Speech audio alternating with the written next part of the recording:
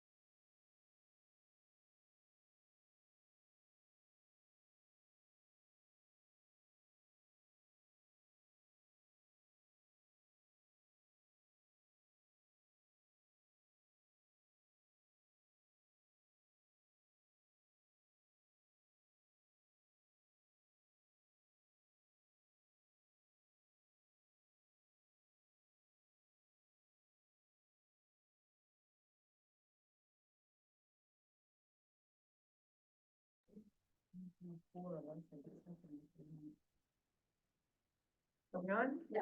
Good afternoon, everyone. This is the regularly scheduled meeting of the Dubuque County Board of Health. It's Wednesday, December 20th, 2023. It's now about 4:31. I welcome everybody to our meeting. The first thing we'll do is roll call, and I'll start with Amy Crow-Sunleaf. Here. Adam Hoffman. Here. Patricia Lemke. Here. Sandra Larson, here. Anybody on Zoom? I know that we're expecting, who we're expecting on Zoom? Stacy. Hands on there and Stacy. I think, Jess Smith was going to be absent. We're expecting, Mike, but, Mike will be coming in a little bit later, I think. So, but we do have, 4 here in the room, so we have a quorum. At this time, anyone may address the board on matters of which are on the agenda. Please raise your hand if you're on Zoom, or stand up if you're in the room. State your name and your street address. Individual remarks will be limited to 3 minutes.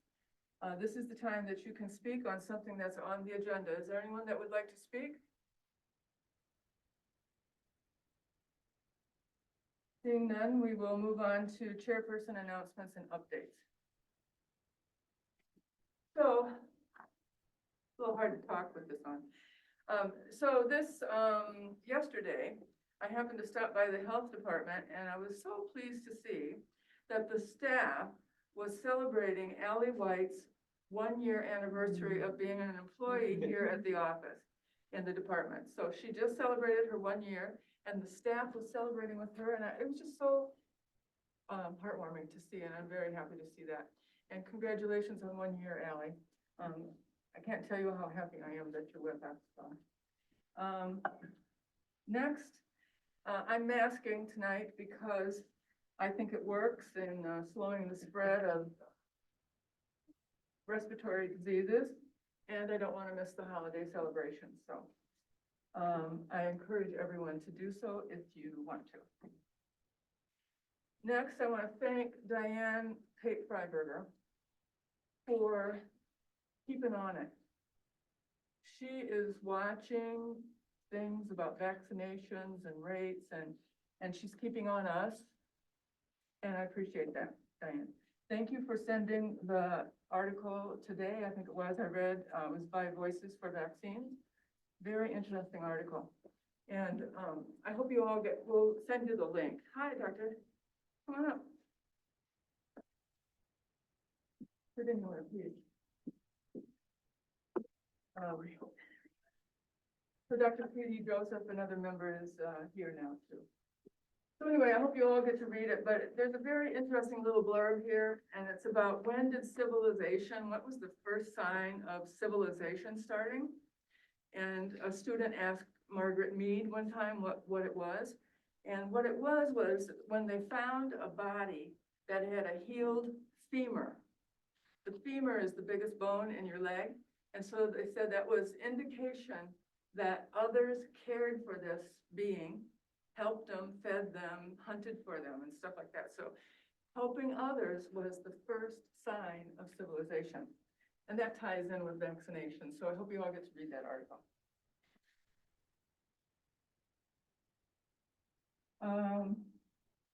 So then, who else here today? I'm just looking on Zoom. Yes. Okay. Stacy, Killian, Ann McDonough, Bailey Evanerius, Kevin Regato. Looks like that's it. Okay, good. All right, thank you. I just wanted to do a little reminder that to talk a little bit about the members of the Board of Health. And we are all volunteers from the community to serve on this board. And we're dedicated volunteers. We put in a fair amount of time. And we all bring gifts to the board. And I just wanted to mention that for the community so that the community knows that we are volunteers and we're working for them. We are made up of people who have PhDs, JDs, MDs, master's prepared nurses and social workers, and years of work in the brain health area. So lots of gifts are brought to work here on the board. So I want to, again, thank you all for serving with me. That's all I have for tonight, and I'd like to now call upon Ann McDonough, our liaison from the Board of Supervisors. Thank you, Sandra. Good evening, everyone. And I would just join Sandra in expressing, as always, I hope you know my gratitude. I am highly conscious of the time commitment that you make and the gift that you give to the community of your own expertise and experience. The supervisors will be appointing 2 individuals to the Board of Health at our next meeting. It was scheduled for Monday, but Supervisor Potoff asked that it be tabled, which just means it will come up again in our first meeting in January, which is January 3rd. I want to be unequivocal, though. I support the application of Adam and of Pat. They were well-reasoned, well-thought applications, and if you look in the supervisor's agenda packet, you'll find that even some of the applications to the Board of Health are literally empty. There are no answers to the questions as to why they should be appointed. I think that my personal philosophy is that when we or I appoint to a board, I look at the makeup of the board, the strength of the board, what skills might be necessary to complement the board, and also what is the board working on? What do we need to do to build consistency and the continuation of training and people who are outreaching into the community? I value all those things, and that is exactly what I look at. We received a very nice memo from Amy this afternoon. Thank you. I hope that's being shared widely. Adam and Pat have my unconditional support, and I intend to fully request that they be reappointed to the Board of Health. I think that they do an exceptional job, and the skills that they bring are amazing as well. Pat, I know you were just quoted in the Telegraph Herald last week about the spread of the infectious disease, the rise of the flu and so on. And I just felt very much, Hendrik Schultz among us again as well. So I just want to say that if you as a board member, you can express your concern, you can express your preference. I do get letters of support from other candidates, from other boards and commissions, and I routinely check references. Folks may not know that, but I don't just want to hear from an applicant, but I frequently will call a reference and say, do you know? And here's what I'm looking for. I'm looking for a guy who knows all about water. Do you know about water? Does this person know about water? So I would encourage you to maybe be an advocate for each other. You're just completing the strategic plan. That draft is here. I'm excited to see it. And it's also in tonight's packet. So looking forward to that conversation as well. So thank you. Thank you. I think we all do support the reappointment of both of our members, and I do appreciate Amy's letter. It was very well written, and I have a copy of it here we can share with others, so that maybe you can take some ideas from her letter and send one too. So I did say to Adam that if they can find somebody to replace him that literally speaks all over the world about water quality, has a PhD in environmental chemistry, teaches, is quoted in many, many publications. If they have that person, okay. If not, then we'd rather have Adam. So, and the same with Pat. And Pat, I don't think there's really any issue. You haven't served a full term, but that was kind of the question if the supervisors were debating whether if the member has served one term, should they be off? And should they give someone else a chance? And so that's still being debated, and just my opinion, if you have someone with the same qualifications, maybe you can follow that rule, but if you don't, then maybe just reappoint that person. And if I might, Sandra, it is not a rule. Well, that was discussed at the board meeting. It is not a rule. It is not a policy. It is not tradition. This was something that came up a few years back. And at this time, I made it absolutely clear on Monday, that is not my policy. And I don't think it makes sense. There was one time where we made a change based on how long someone had been on a board. I think it was 20 plus years on the zoning board. And the room filled with people who were furious. The Telegraph Herald wrote one of their opinion letters. Community still approaches me. I just got an email today from our legislator, one of our state legislators, Chuck Eisenhart. There is no rule. There may be personal preferences by supervisors, but there is nothing that says that that is the way we do it, or recommended that that's the way we do it. In fact, the community has responded strongly that we should not do it that way. Thank you. I appreciate your comments. Next, we have the approval of the agenda for December 20th, 2023. Is there a motion for approval? Will we approve the agenda? Thank you. It's been moved and seconded that we approve the agenda for December 20th, 23. Is there any discussion? Hearing none, let's take a vote. All those in favor, say aye. Aye. Those opposed? Okay, the agenda is approved. Item 6 on our agenda, approval of the minutes. We have the regularly scheduled Board of Health meeting minutes for November 15th, 2023, and the opioid subcommittee meeting minutes for December 5th, 2023. Is there a motion to approve those two sets of minutes? Second, it's been moved and seconded that we approve the minutes as stated. Any discussion concerning that?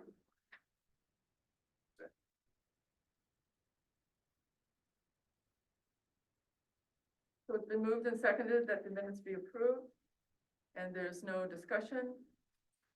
Hearing no discussion, we'll take a vote. All those in favor of approving the minutes, please say aye. Aye. Aye. Those opposed? The minutes are approved.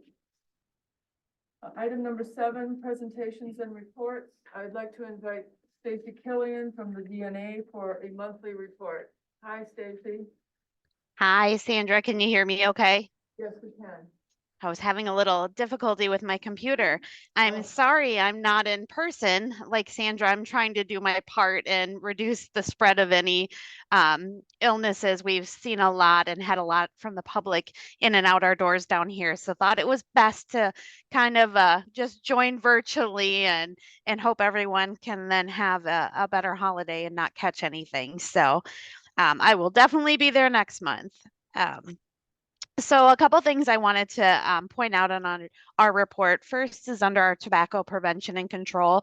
I was really excited to see some of the information that we had listed in here, and Vicki Gassman, our coordinator actually had talked about some of the places that she had gone over the last month, which included a health fair at John Deere, Cascade High School, Western Dubuque High School, Drexler Middle School, and she reached a total of 2,575 individuals, which is huge.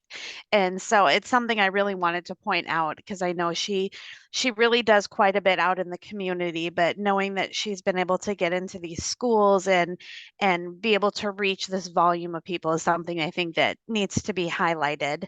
Um, the next thing on a report that I wanted to highlight is I made a very big mistake and I had a cut and paste error under our Care for Yourself BCC. If you'll note, I accidentally decided to double our tobacco updates. So I will send the actual corrected report to Allie as soon as I'm finished talking here.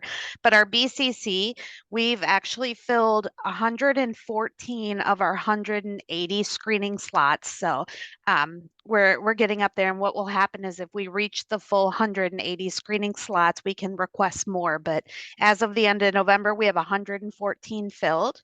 For the month of November, we were able to vouch and submit for 24 screenings. 21 additional women were enrolled in the month of November. And of those 21, two were actually outside of the city limits in Dubuque County. So I will make sure that the corrected report with that information gets included and resent out to Allie to send out to all of you. I also am super happy to report that we have a new home care aide staff. So her name is Sherelle Lee, and her first day is actually 12/26. So we are so excited to have her. We think she has a good amount of experience with home care aide and working in the homes and working with the elderly. So we're very excited to welcome her on board. Hopefully the 68 individuals on the waiting list will start to go down now that we are seeing we have some more help in there. So we are keeping the position still open, but we'll have a little bit more help with the addition of Sherelle. So we're excited to have her here. And lastly, something I thought I would add in, I was doing a report for an internal report with some of our state partners for VNA, and I noted some data I thought I would share that I thought was really great. So far in 2023, and the year's not quite over, VNA has provided 64,062 services. And we've provided 12,487 direct clinical services and 12,814 hours of case management.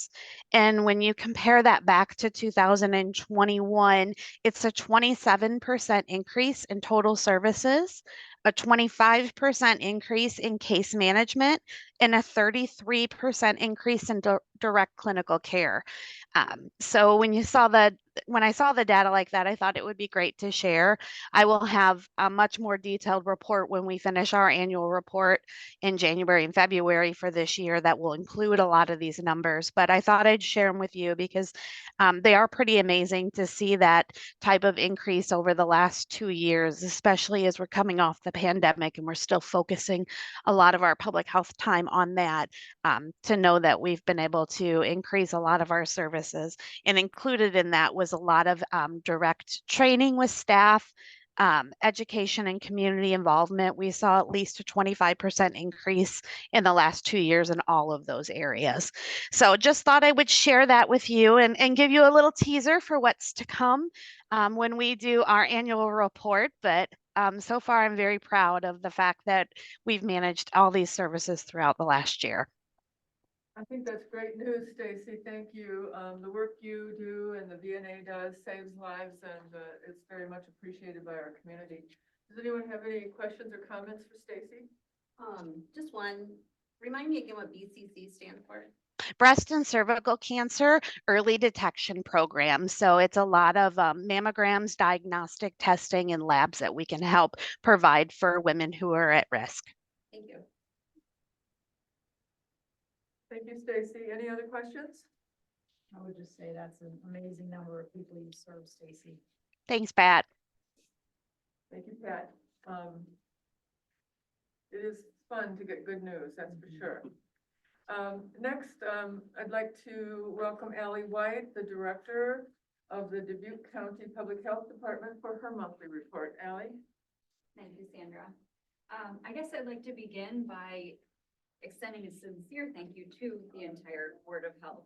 As I reflect on this past year, each and every one of you has been a tremendous help and asset. You are a board that is knowledgeable, intelligent, and caring, and I do recognize that you're all volunteers, and for that I'm very, very grateful.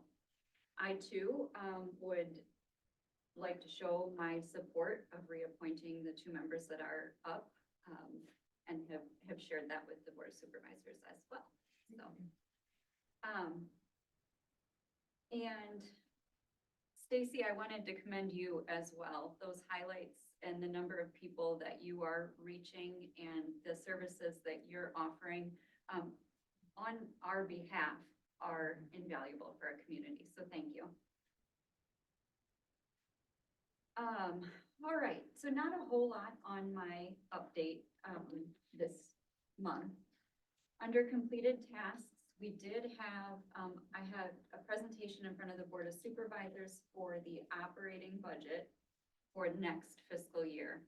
So that was devoid of any capital improvement requests, which would be anything greater than $5,000. And it also did not include at this point, like salaries, wages, benefits, those type of things. It was requested that we keep the budget flat, so I did do my best to do that.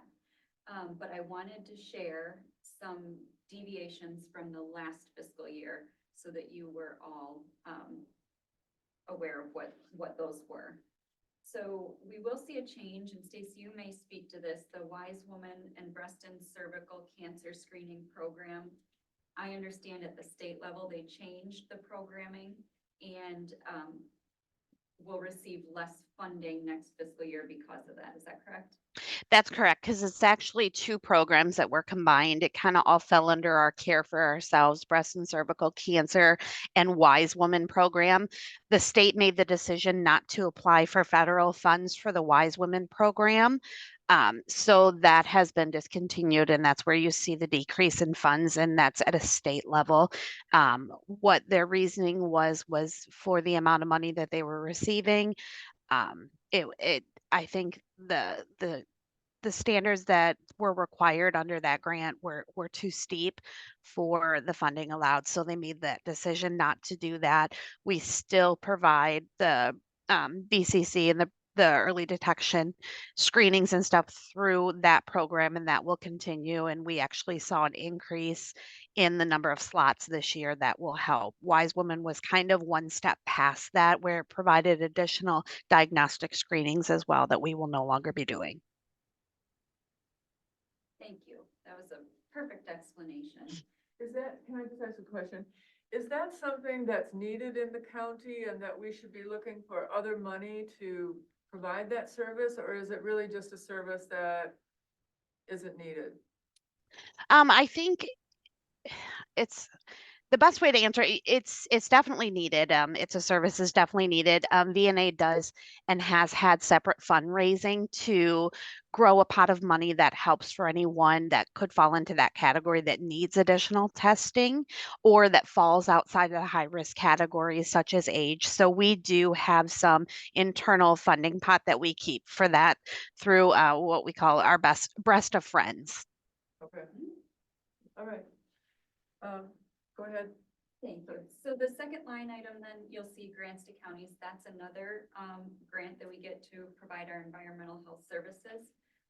It looked like fiscal year 24, so the one that we're currently in, we had allocated $40,400, but I think somewhere along the line that was increased, and I do anticipate that we will receive $50,505 for next fiscal year. So I made that adjustment.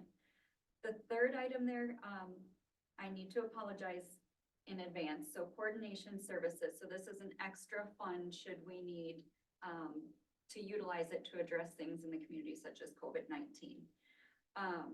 I misunderstood and thought that what was left of that initial $50,000 from last year would carry forward into next fiscal year. I've since learned that that's not true. And so rather than see that all go away after consulting with, our budget department and the Board of Health Chair, I think what would be best is if we do make that a change to request probably $25,000 for next fiscal year to have it, should we need to use it to respond. And then the last three line items here really are pretty minimal. I anticipate we'll need a little bit of extra funding to cover cell phones for our new staff. Either that or a stipend if we should choose to use our own cell phones. I would like to build in a little bit more education and training. I feel that that is critical to, we have great quality staff and I want to retain them. And I think that one way of doing that is by continuing education. And then vehicle repair and maintenance had not previously been built into the budget, but things like oil changes and tire rotations need to happen.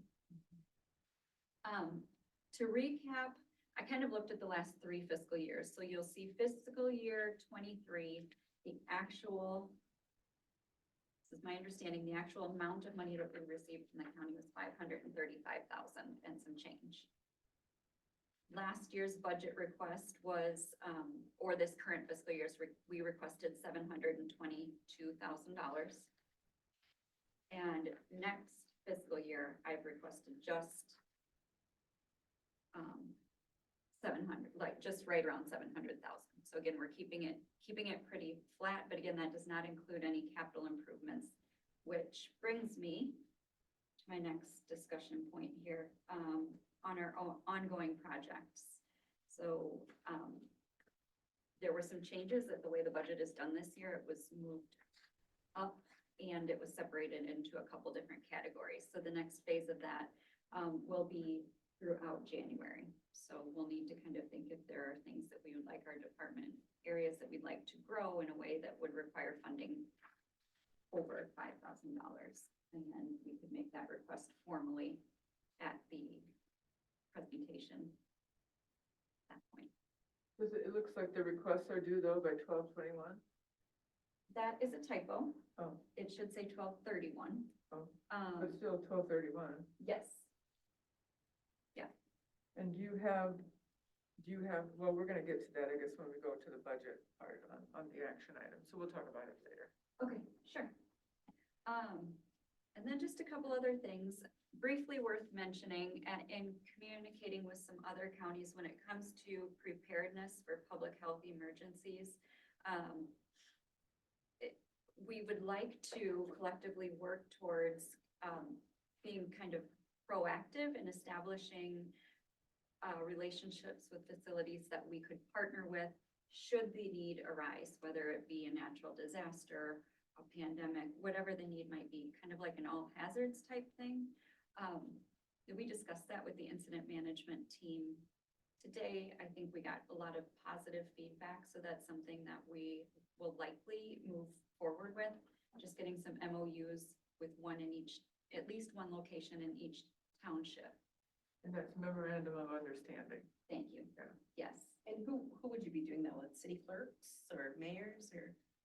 We kind of discussed that our Fire first departments? contact would be the city clerk because they're going to know which facility, which space in their township is gonna hold the most people or be most appropriate. Some of the places that we've considered have been fire stations, city hall buildings. Some other ones. There's some schools in there, there are churches, Yeah. community Library- centers, Libraries, maybe? libraries. I wasn't sure on the libraries just based on size. Yeah. But there's a certain calculation you can do to see how many people can get through there in the 48 hours, Okay. but we have not determined what that calculation is quite There's yet. actually a requirement, Ally was telling me, there's a requirement, tell me what that requirement is. The state requires you or the federal government requires. Yeah, I believe it's a state, and there is a requirement that you report out how many, they call them points of distributions, or you'll hear them called pods, that you have a working relationship, should you need to filter your entire county population through and provide a service, whether it be, maybe it's a vaccination, maybe it's handing out a mask, I don't know. Those are just some examples, but the idea is that you would get everyone through your county, in your county through within 48 hours. That would be quite a job, Yeah. so, yeah. Yeah. But I do think it's an important area to be proactive in, and just a way that can kind of, in itself, will help continue to build relationships with our partners in our communities, so. Because is there emergency preparedness, something in each community already, correct? What do you? I mean, like, has like within the city, it's like, let's say Piasta, I mean, do they have an emergency preparedness plan? I don't know if they have it per city, there's a countywide Okay, one. that I right, but know not of, necessarily for the I'm- city, okay. I'm not sure, but I could check with the emergency management on that. I was just thinking if some of that work was already done for you. Yeah. Yeah. We'll continue to look into it, and find the best way forward, but more to come on that. I just wanted you to be aware, should you hear anything about that. I think I shared informally with some of you that we were approached by the University of Iowa to potentially host some public health students. One area that I was thinking might be beneficial is to have them assist us in an outreach campaign regarding vaccinations. So we did receive additional funding. I think it would be kind of a good project. That generation has, knows where people are at and how to reach them using social media and that sort of thing. That's not something that would be able to start today or tomorrow, but we are having those conversations, and I would be interested in beginning, as soon as possible, but that would be dependent on the school schedule. That next bullet, discussion of the public health department assuming oversight of a contract with the Dubuque Regional Humane Society. So these are discussions that are taking place. One of the areas that public health is responsible for in Iowa code is animal control. We've had a long partnership with the Dubuque Regional Humane Society, so that citizens can drop off stray animals, and that comes with a fee. So we're kind of looking at, there are two ways you can go, per animal fee or kind of like a flat rate. I think in the past, this contract has been overseen by different departments. And we're just kind of really looking at where the best fit that might be. The health department has come up, so I've been part of those conversations. Nothing has been decided upon at this point, but just so that you're aware.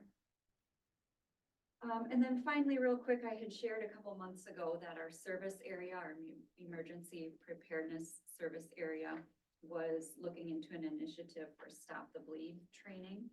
To this point, we've just kind of done some background information, some digging, and did send our application out to the state, and that was approved this week. So that's something that you may be seeing in the community. And then a couple things that did not, I just have two more things that didn't make the report. We do continue to meet as an incident management team, so from several area agencies in our area. And one of the things that we discussed today was that we will be reaching out to our long-term care center administrators, directors of nursing, to have a meeting in early January virtually to see how they're managing with the illness season, and if there are certain supports that they feel that we could be providing to them.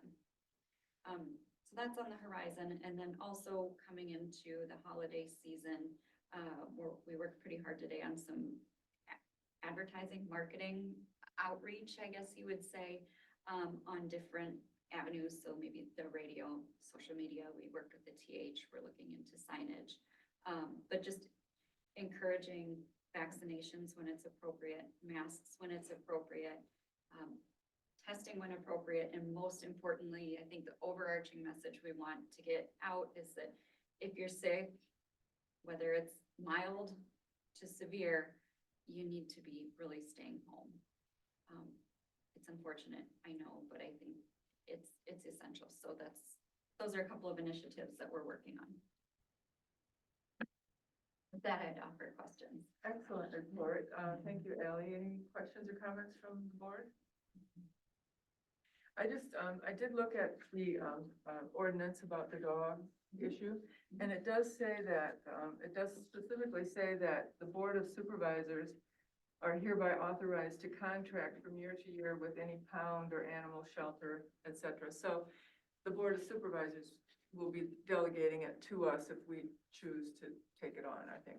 Correct. Okay. Yeah, and like I said, it's discussions. I would anticipate that there would need to be some work sessions before anything were finalized. Okay. Thank you. I appreciate that. Okay. Yes, Yeah. go ahead. For the University of Iowa Public Health students, are they wanting an initiative from the Dubuque County Board of Health or community, or do they have certain projects that they would like to partner with us? What's the direction that's coming from, or is it a collaborative?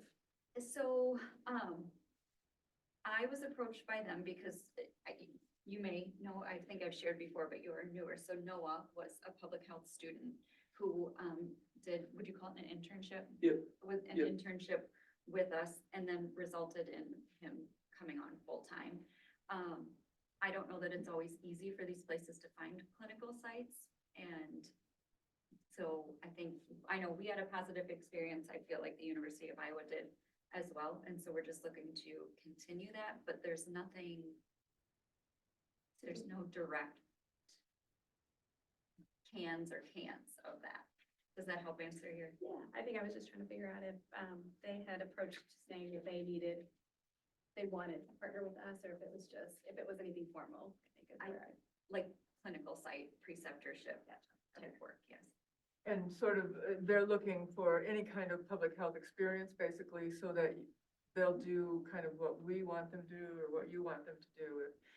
I think it's a wonderful plan. I mean, the more little young brains we get in here, the better, right? So, thank you, Ally. I think that was all I had in the way of comments to your report. Thank you. Next, we have action items, and our first up is a variance request for 10018 Shawandasi Close enough. Lane. Hi. Hi, Bailey. Bailey Alvinarius, our environmental specialist, is going to present on this. Go ahead.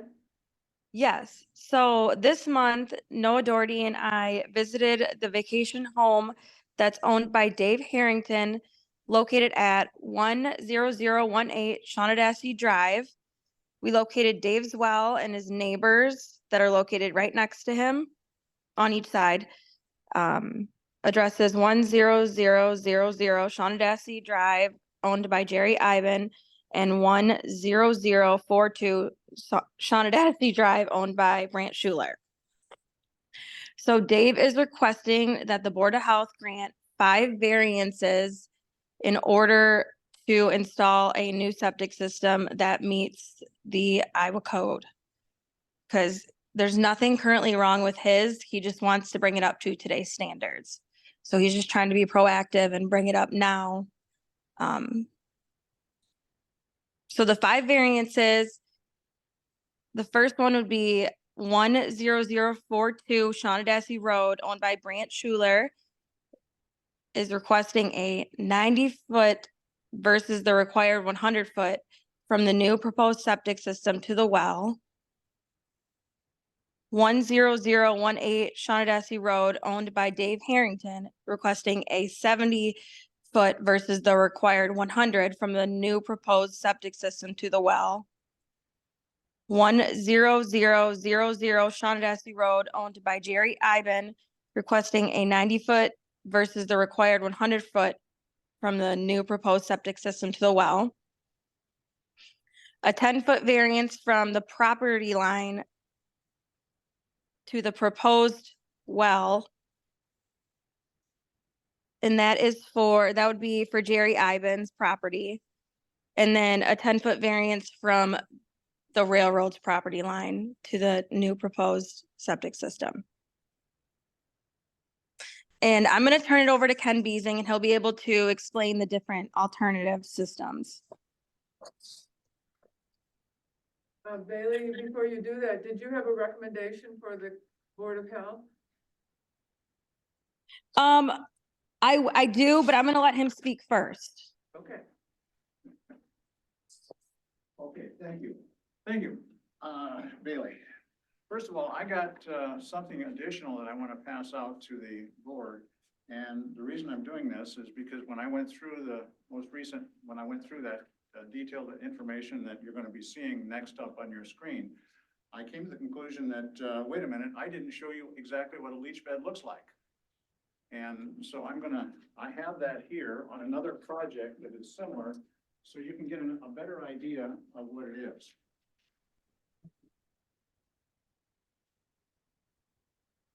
And as I work my way through the pieces and parts, I will come to the point where that's going to be part of the discussion. Okay, can you scroll down? No, tell me when. Keep going. One more. There, that's the first one. What you have there is I'm gonna stand back here. And I hope I got back, so I don't like that, but I guess I'll survive. Before you go on, the people on Zoom, can you hear the speaker? Yes. Okay. I'm usually pretty good at that. I've been called a loudmouth in the past. I think there's microphones all over. And I could use a microphone if you need it, but I will try not to.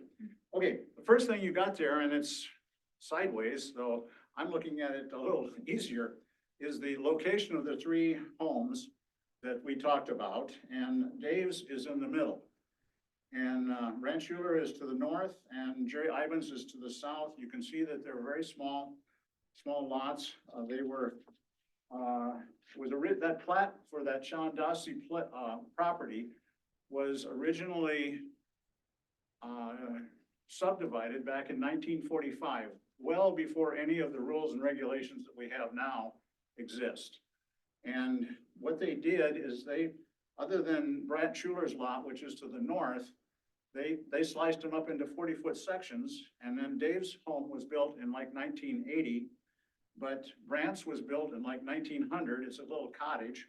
And then Jerry Ivans was also built in 1900. So as I said, they split it into 40-foot lots. And that's true of the whole thing. And what we did is we did a septic system, or I should say a percolation test on Dave's property.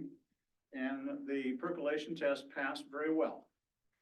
And with that in mind, we had to try and see what we could do about fitting a small septic system of some sort into or onto that property. Now, the problem with the property is the fact that, you know, the house is on one side of the road. We got the road that takes out a part of the lot, and we've got a driveway or a parking area that's there, and then we're left with just a little bit of the area on the back at the far, what would be the westerly corner. West is up in that picture of the property. And now the alternatives we looked at were a leach bed as far as that's concerned, and a shed biofilter or similar kind of a advanced septic system. Now, I did include, now if you could forward that one place. Okay, I did include, now this one, you've got to stand and look that way because that's north on this drawing, and you can see the. Can those be flipped? What's that? Can you flip them on the presentation? There. Now north is up. Thank you. No, thank you. I could have said that the first time too. On the other one. If you look at that, you'll see the various distance problems that you have because you've got 100 foot from Jerry Ivans' well is shown there on the bottom part. The one from Dave's is shown, and the one from Brant's is shown. And then we've got a situation where we're 10 feet off of the Brant Schuler's property. We're adjacent to, we got a kind of like almost a rectangle there, that's adjacent to directly adjacent to Jerry Ivan's property and almost directly adjacent to the railroad company's property. And what we need essentially for a leach bed is the existing septic tank, a new 600-gallon septic tank, and we've got that shown there in its two size, and then a small distribution box, and then a piping system like the one that shows on that drawing that I handed out earlier. So you can see exactly what that septic, what the absorption field looks like. In essence, it's a series of like in this one, an example with 7 lines, 3 foot on center, 12 inches deep, each 40 feet long with 12 inches of gravel bedding. And that's how those leach beds are done. And when you have a small system and you can't do a regular absorption field, this is the kind of, one of the kinds of systems that can be done. And with the very positive perk test, we only need about 900 to 1,000 square feet of that area to make it work. So we can fit a leach bed in there if we get a approval from the railroad, from Brent Schuler, and then we get an okay as far as the wells are concerned. And so that's the first one. Now, we are confident at this point that Jerry Ivan is going to give us a green light, and there's no problem there. We are not so confident that we're going to get any kind of a okay from the railroad. I've contacted the railroad people. I've talked to them. The guy by the name of Kyle Spree, I believe it was, said that he's presently got one job and his boss's job, and he's busy as a cat cover and whatever. And please give me some time to try and do this. And so I'm sitting here saying, okay, if that's the case and we don't get his approval, we got another alternative, and that's the second one. And then as far as Brent Schuler is concerned, if we don't get any kind of approval on the well or whatever, we've only got a little bit of an area. You can see just that little bit of the corner of that area is his. So if we don't get his approval, we can still make it work as far as a leach bed is concerned.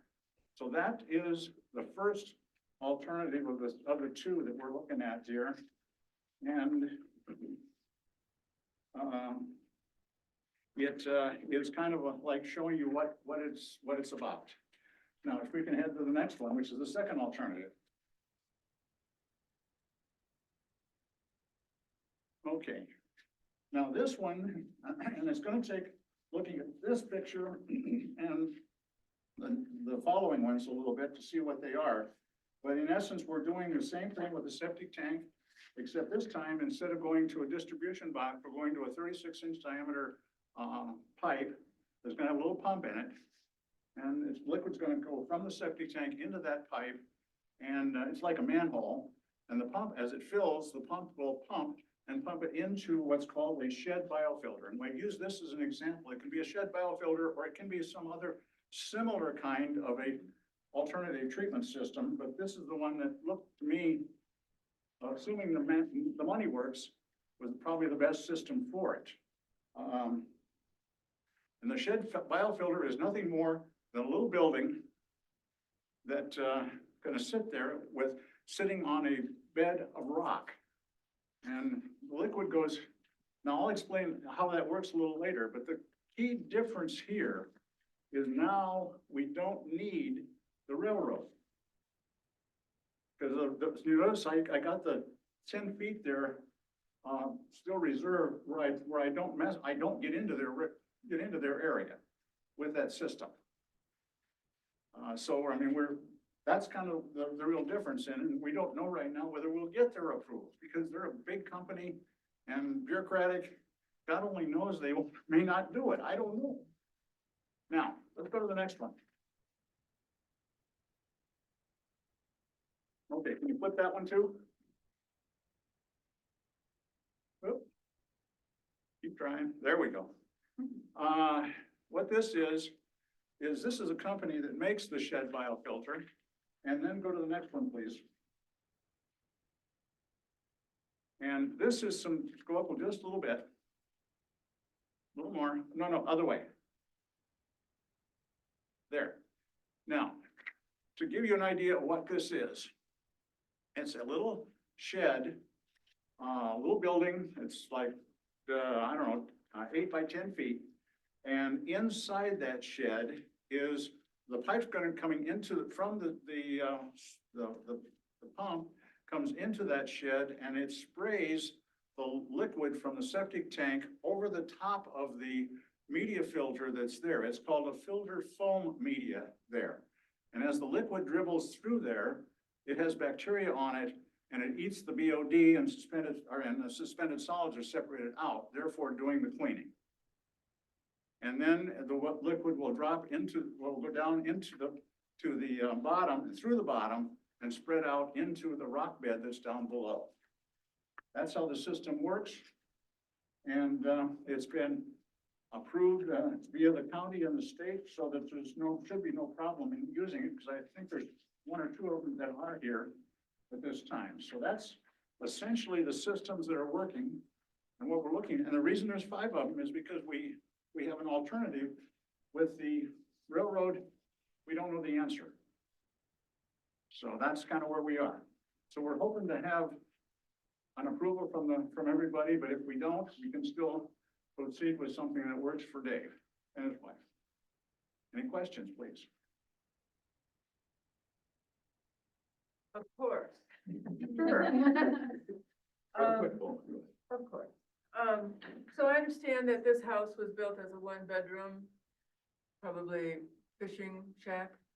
Well, it wasn't a fishing shack. It was built in 1980, and I No, don't. it's actually, when we bought it, it was a main floor was, fully finished, drywall, insulated. And yes, it was, when it was first built, didn't even have a bedroom, actually. It was added on to in 82, I believe, to its current dimensions. That add-on was a single bedroom, But it was pretty big, right? 16 by 32. And you Yeah, split. and since then, since we've moved in, and of course, I didn't know anything about climate transfer or area for bedrooms, we split that large bedroom into 2. So in addition to only having 1,000-gallon tank versus 1,250, the existing absorption field doesn't match up for 2 bedrooms. So that goes to the key. And then eventually, we've got room. We're pregnant on adding a 3rd one. Okay. So we're working with Ken, defining for the 69 code. Chapter 69. Chapter 69. We figured out what it would take to bring a system that's up to compliance. For a 3-bedroom home? For a 3-bedroom home. Okay, and then, I understand it's a 0.15 acre lot, That's correct. and using the second alternative, Yes. do you need any variances? Yes, because the wells are still in trouble. And as far as the distances. The distances, yeah. That distance, the wells aren't in trouble. Wells, at least Dave's well has been tested here recently, and it tested fine. And our current distribution field is even closer than it is now. I just point that out, and yeah. So you- Currently, it wouldn't be up to code if it was being built the exact same Right. way, right? So it would be improved.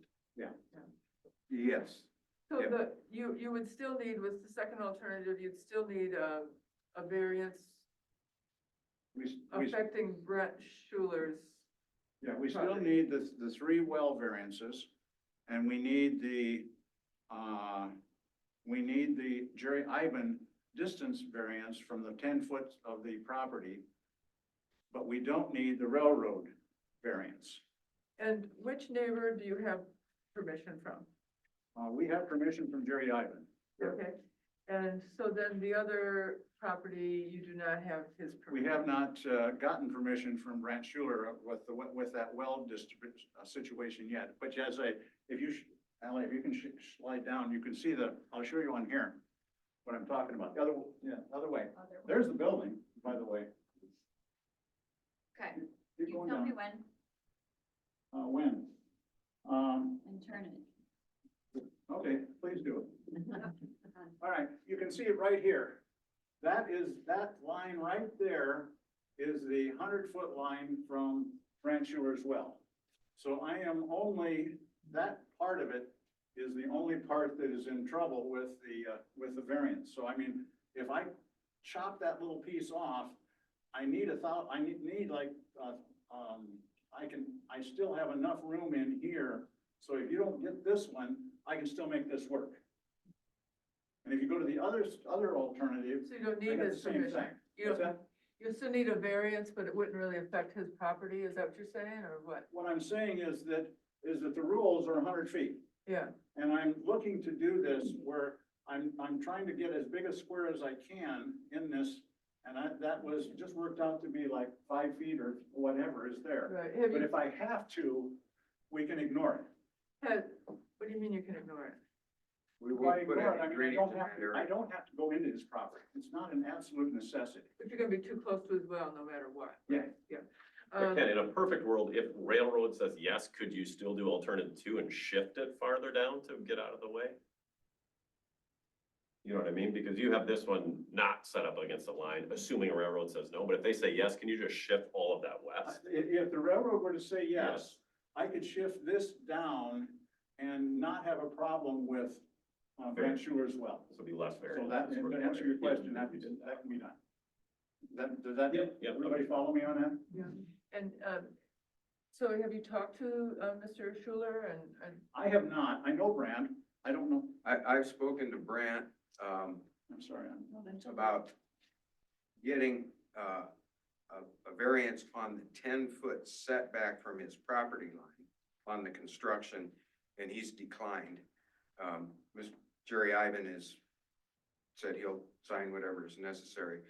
We haven't discussed the well setbacks with anyone yet, any of our neighbors yet. I have discussed the well setbacks with Jerry Ivan. Oh, excuse me, yeah. So, but I have not discussed it with Brand. Do we know, Bailey, if Jerry or Brandt's wells have been tested? I do not.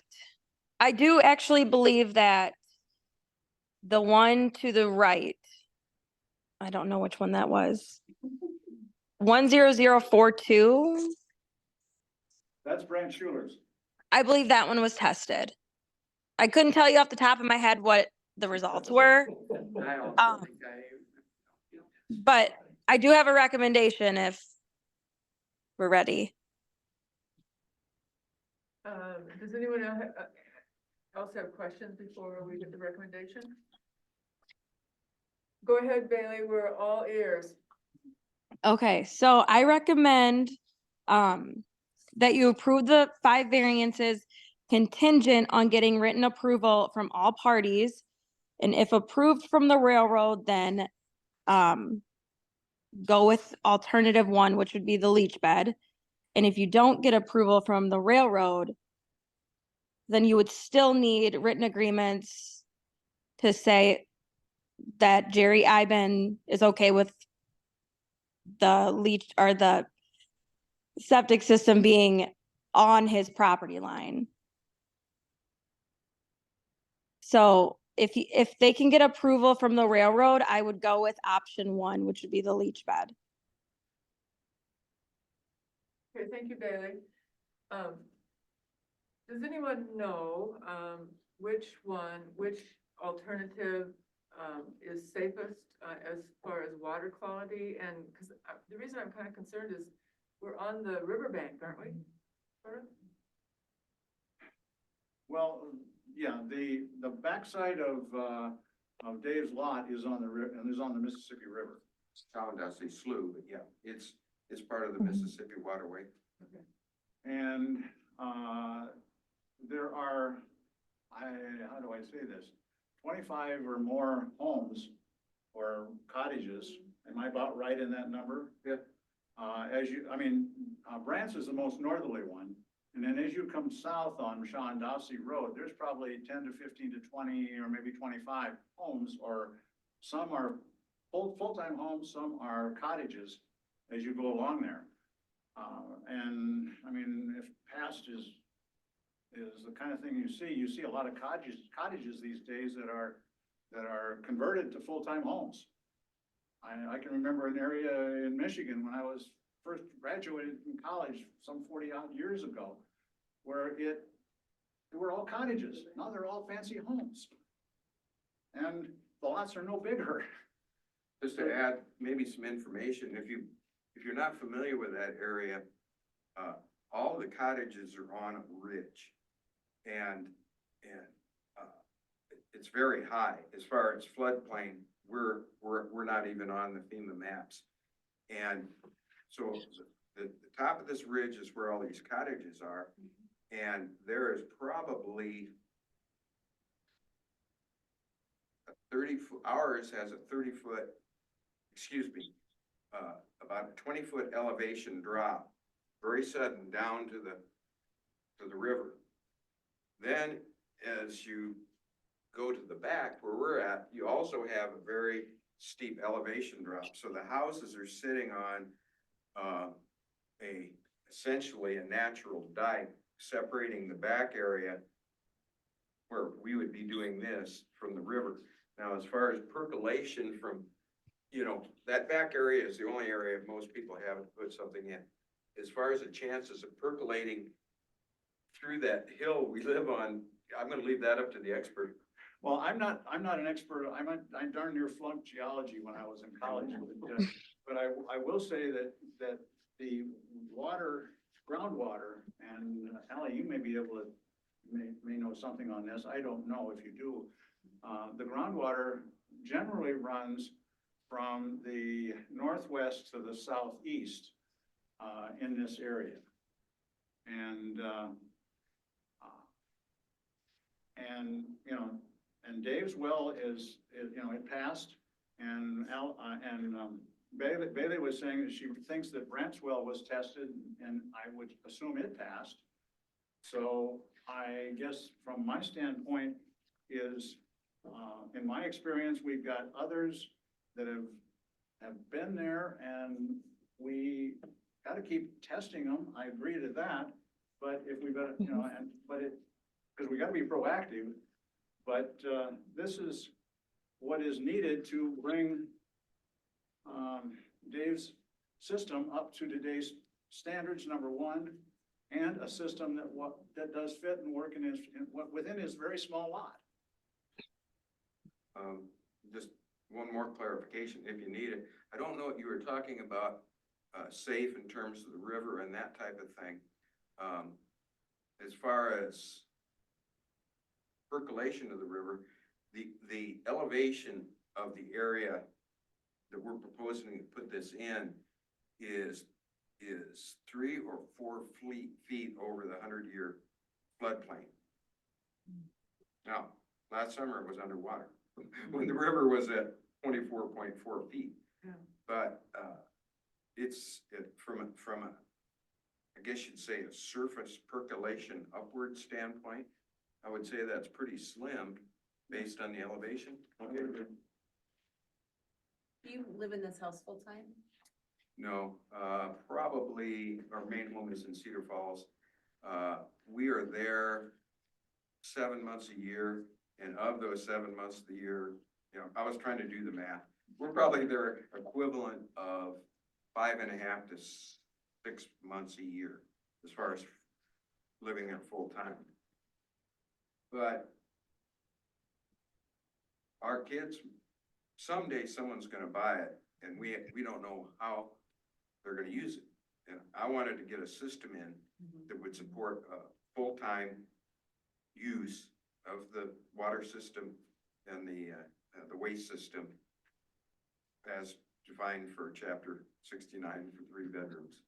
Yeah, right now, we don't even tax the system. I appreciate the proactivity of the foresight and trying to get it into the code, because you could have just left it. You didn't have to. Just kicking the problem down the road. Right. And it's gonna end up in our children's lap. And sometimes I think they deserve it. But no, they don't. I appreciate that as well, and I appreciate either of these options are better than what's currently going on there. Yes. But I was interested in the board's thoughts about like order of operation in terms of we okay it and then they go to the people, or they check with the people on the railroad and then bring it back. Like if, I'm just trying to think, like if I was a prospective neighbor and then we okayed it, then there's more pressure on them in a way. So I don't know. I wanted your thoughts on order of operation.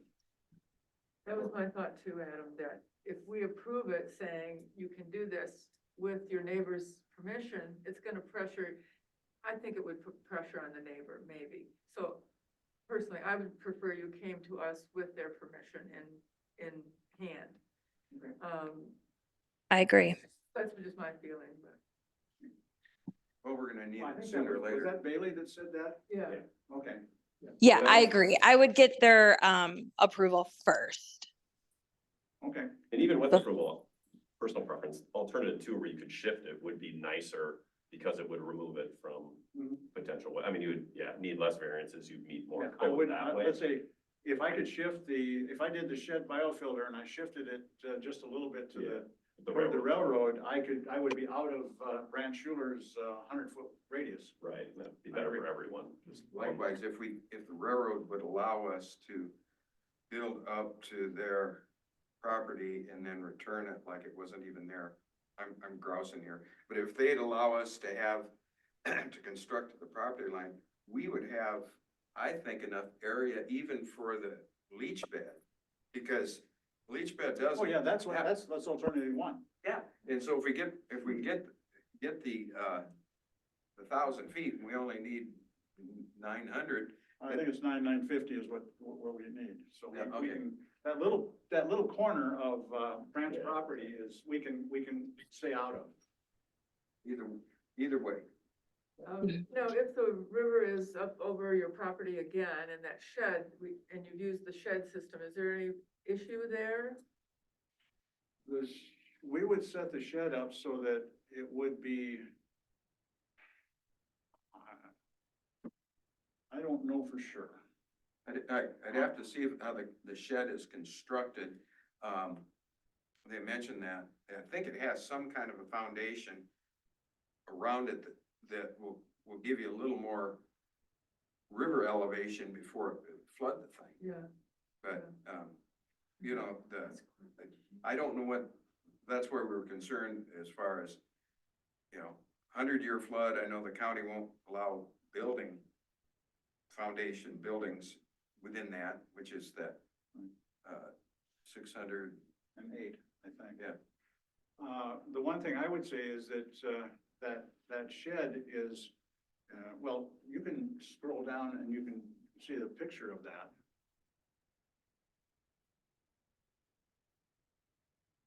There it is, right there.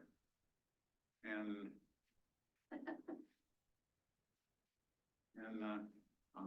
I mean, they planted a lot of flowers around it. They're trying to sell it, but it's not. It doesn't. It doesn't have any bad looks from that standpoint. From a standpoint of foundation, it doesn't have much of a foundation because you've got to have the rocks under it to spread the liquid out beyond. So you can't have a 4-foot foundation under it. Now, that area is not where the river is flowing. It is in backwater. So that's different. I mean, if we were putting this in the portion of the river that was flowing when you have a 24-foot elevation of the river, that would be no way. But if you're in the backwater and you have a time of a week or two where the water is backed up, I don't know if you may not want to use it at that point, but at least the system will still be there and will be usable when the river goes down. We cannot pass, it gets risky to pass Massey Marina Lane in front of Massey Oh, Marina yeah. Park. When the river gets to 19.4 feet, you're driving through water.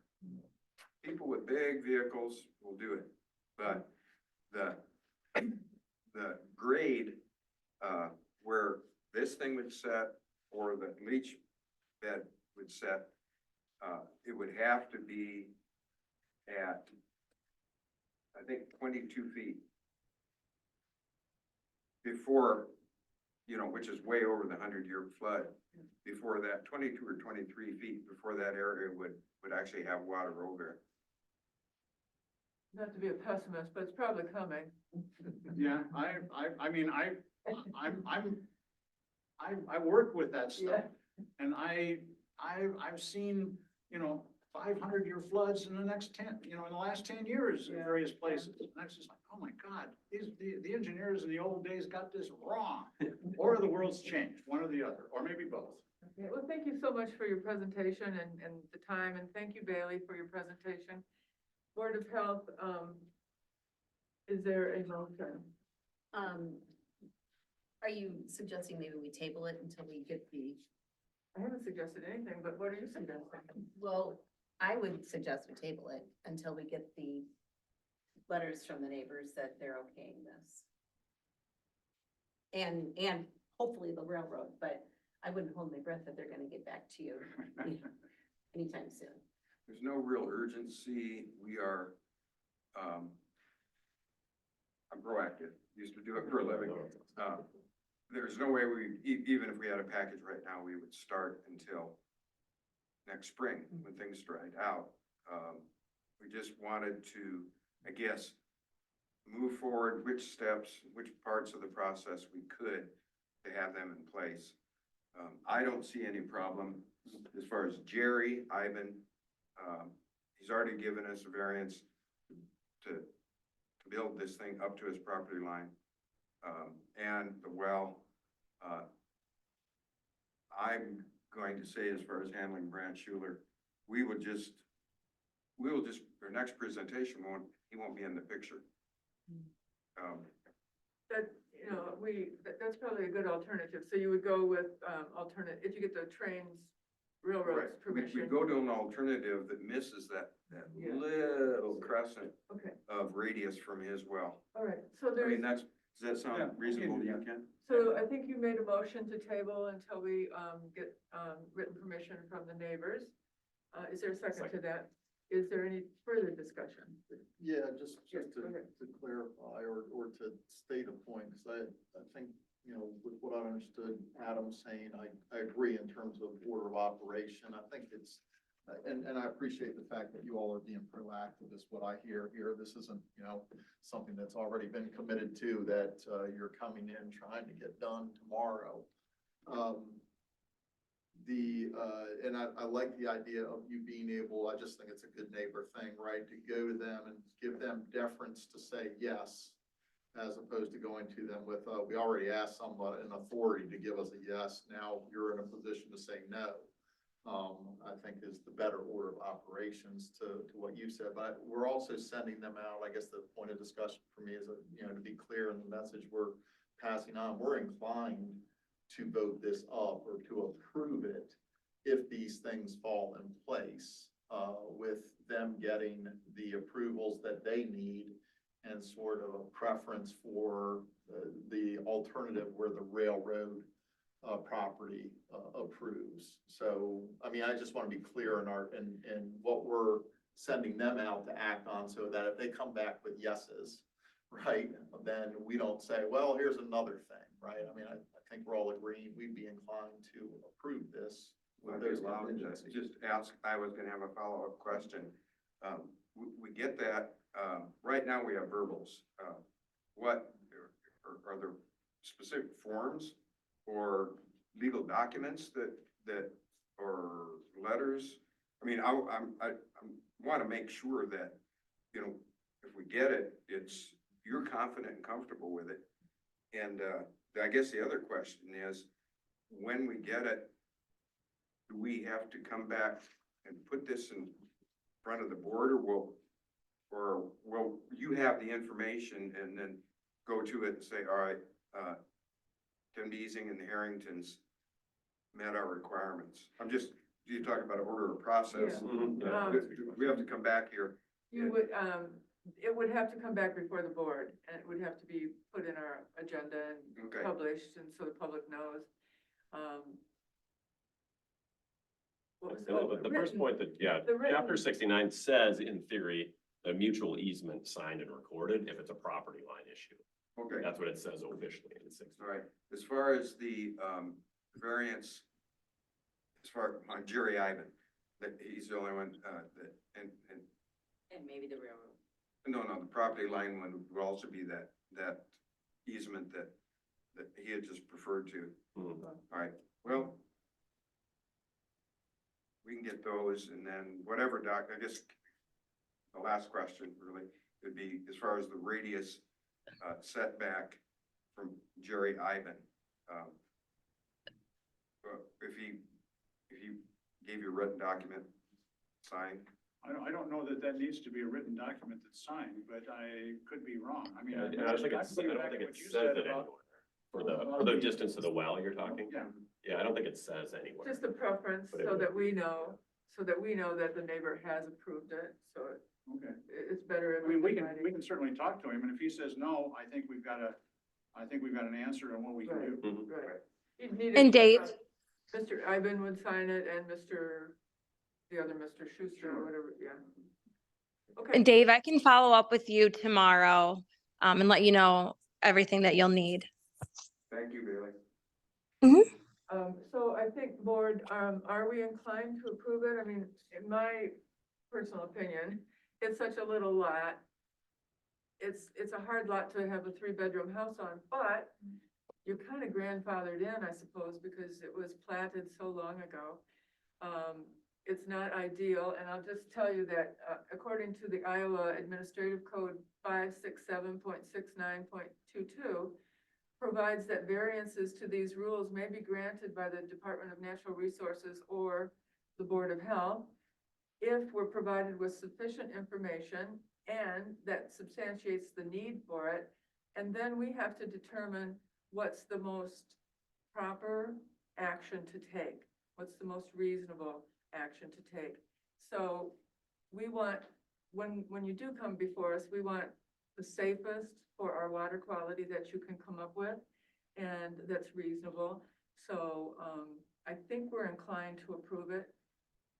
I can't swear on that until we actually have it before us and we vote on it, but it seems like it's kind of a consensus here, so. Kind of a provisional approval, providing we do our part. Yeah, sort of, yeah. I don't see that being a problem. Thank you, and so I think, let's see, you've motioned to table it. There's been a second. We've had discussion. We can take a vote now, I think, right? Any other discussion? Okay, all those in favor of tabling this request for a variance, please say aye. Aye. Those opposed? We will table this until we have the information. Thank you. Thank you for your time. Thank you. Thank you. By the way, you kept saying, Dave Harrington's house. This is my wife, Gina. Okay. So please have her. Probably more. Thank you. Next, we have the introduction of and discussion of the FY 24-25 Dubuque County Public Health Department operating budget. We just are presenting this, the operating budget was presented the other day to the supervisors. There's no final action on it or anything. And Ally kind of went through the variances from this current year in her report. And we can ask Ally to change whatever has already been presented or leave it the same. And I have a couple of comments that $50,000 for the COVID that's in our current budget, we have some time, we can still spend it. It's not gone. So we could put this towards some COVID activity. And I think we should before this fiscal year is over. And then we probably won't spend 50,000, so ask for 25,000 for next year. I think that's a good plan. And then the other thing is education, the educational budget. I think you asked for 3,000, is that right? And with our new employees, I think we could maybe ask for more. I talked to the auditor about it, and he said it's not a big deal in the next fiscal year if we find an educational program that we want one of the employees to go to or they want to go to, we can get the budget amended at that time, or we can ask up front. I guess I would say with the current climate here in Dubuque County, as far as the budgeting process goes, the county's kind of squeezed right now financially. So maybe it would be better to ask for that extra educational as an amendment. I don't know, but those were just my thoughts. Does anyone else have any thoughts?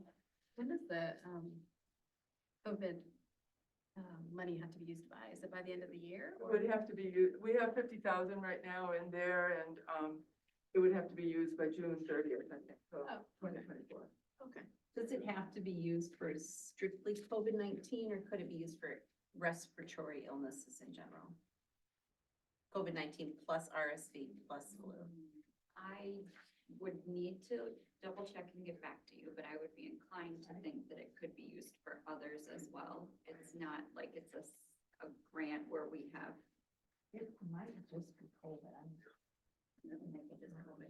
Yeah, you could check into that because, you know, you're already talking about doing the outreach for those respiratories and there would be your money source. Yeah, and it's, you know, it's under a kind of a funny name, Coordination Services COVID something, so on the budget, so I'm not sure what it can be used for either, so. But is it CARES Act? Is it that? No, it's, Oh, it's not the CARES Act. no, it's on page 2, and it's 1, 2, 3, 4, 5, 6, 7, 8, 9, 10, 11, let's see where to go. No, 1, 2, 3, 4, 5, 6 line 6. It is only 100%. Coordinator Services, COVID, is that what you? Coordination Services COVID, and then I don't know what the rest of the line is supposed to say, but. I think, I mean, if I recall, that is money that the supervisors budgeted for, we budgeted through the supervisors, and I don't know that there's any restrictions on it, so that'll be an interesting question. Yeah, and my second point would be toward the education too. The strategic plan specifically talks about continuing ed, and so I do think that that's going to be a necessary budget item, and it probably will need to be an amendment. Yeah, you think that would be? As we're working through that strategic plan and implementing it. Yeah, I think that's kind of a good plan too, because they've asked Ally to keep the budget flat, so. And I was told that it really is not a big problem for that for an amendment, so, which maybe we'll try it that way. All right, so, are there any questions on this operating budget? It really, it is virtually, you take last year's figures and you put them into this year. That's basically how it works, and so, does anyone have any questions about it? My only question was, why was last year so much higher? It's like 773 or something. And this year's was what, I 699? think it was 723 and 699. Yeah, but it's still a chunk. I just want to make sure we didn't miss something.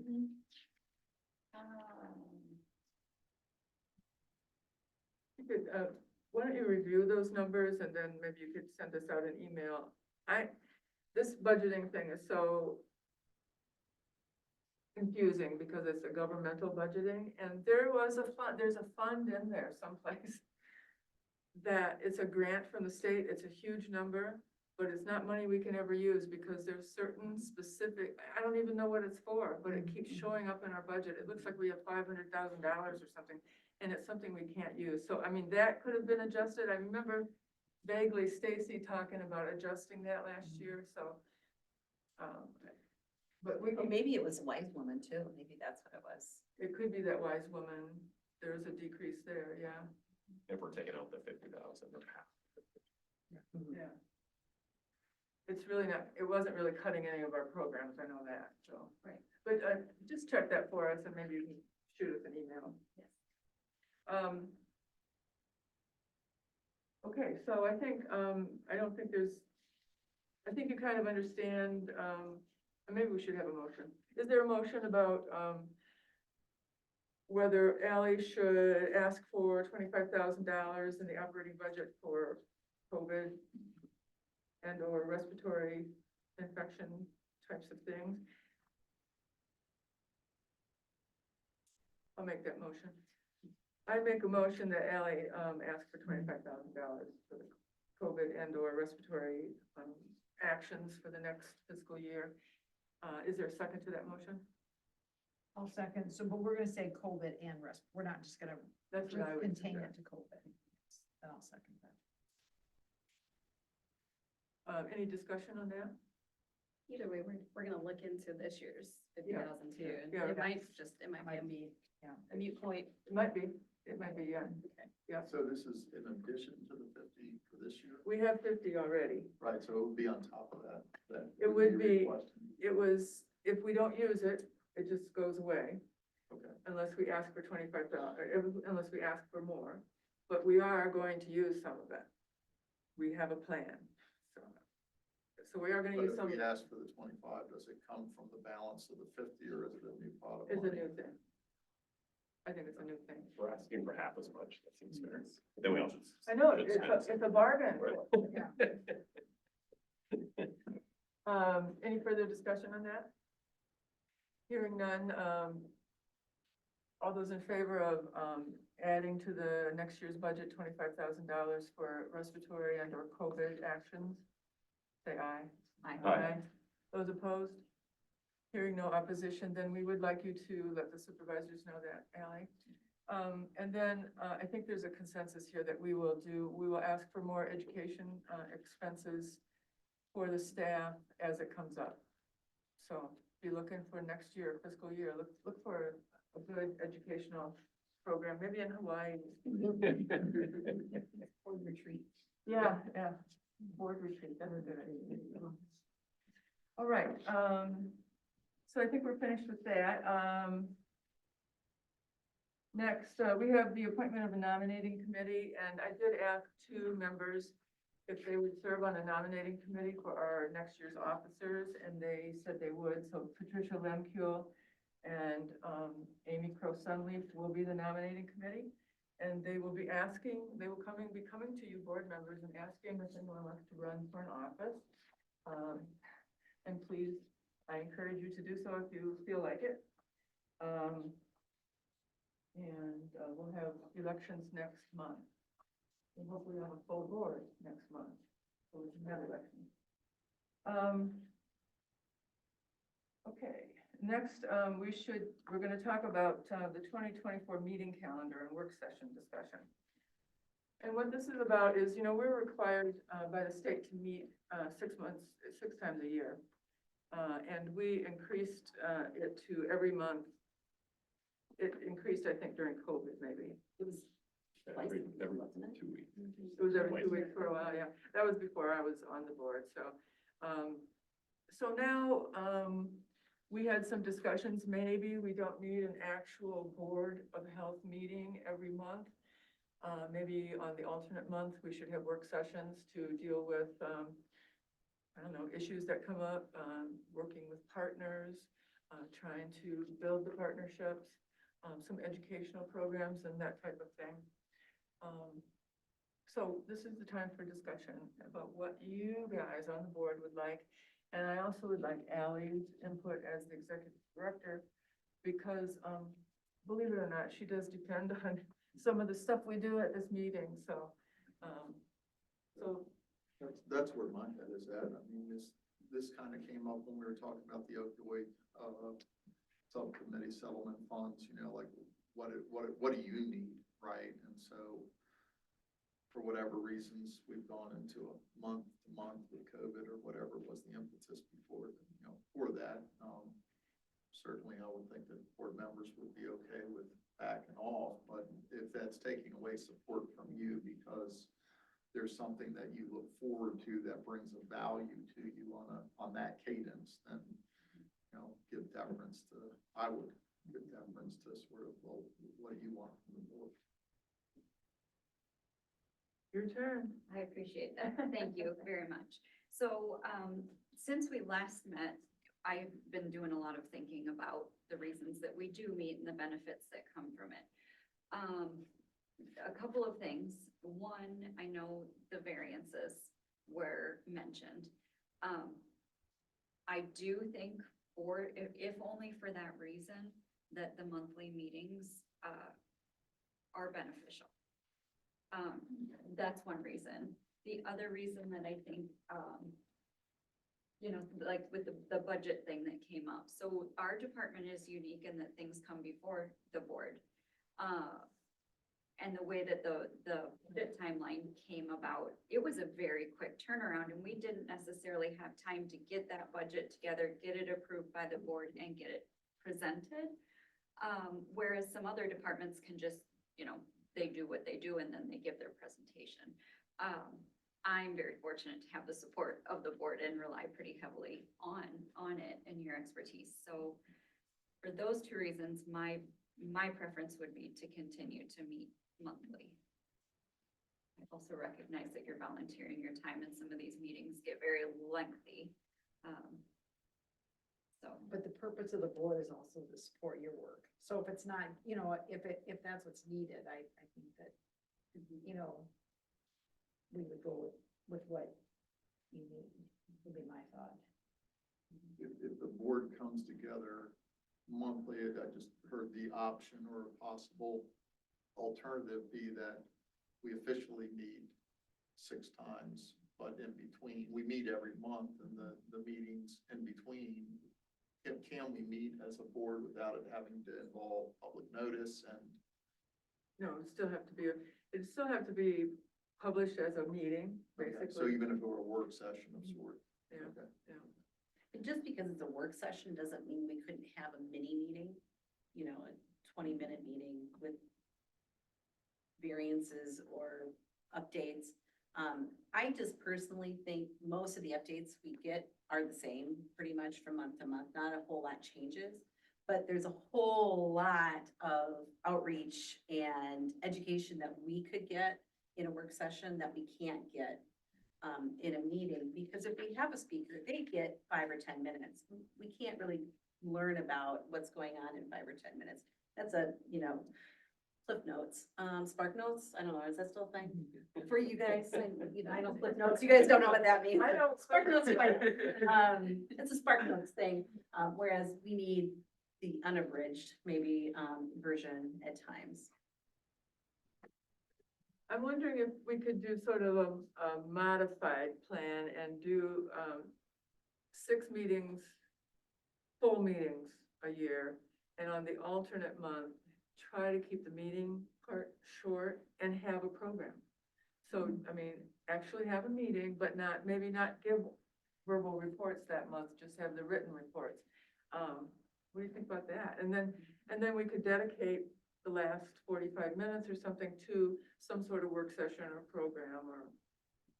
But if there was things Ally needed, those would be on the front, Yeah. right, of the agenda, and those would be.